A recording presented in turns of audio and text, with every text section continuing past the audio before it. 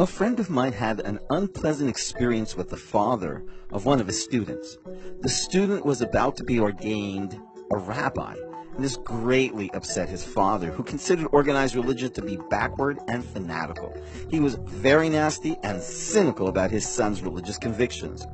They were on the way to the ceremony when he turned to my friend and said, basically, I don't believe in God. Okay, fine. Don't believe in God. What? My friend was the first religious person who didn't try to convince him of God's existence. You don't want to believe in God? Fine. So live in a godless world.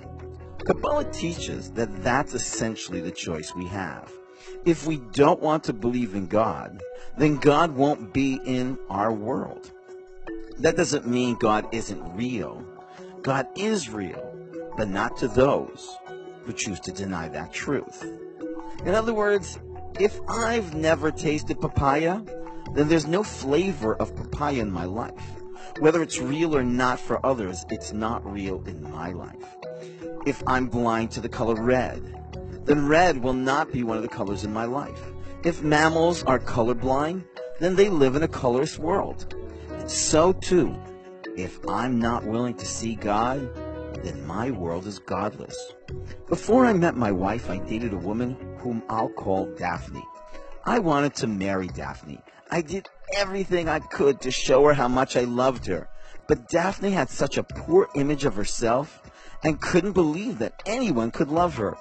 It didn't matter how much I expressed my love to her, how many flowers I sent to her, she couldn't see my love. Because Daphne didn't believe she was worthy of love, she sadly lived in a loveless world. Each of us has a choice. You can believe that this world is filled with the loving presence of God who cares about us and guides us.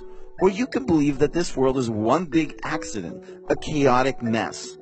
The choice is yours. But just know that you create the perceptual world you live in. What you believe is what you perceive, and what you perceive is what you receive.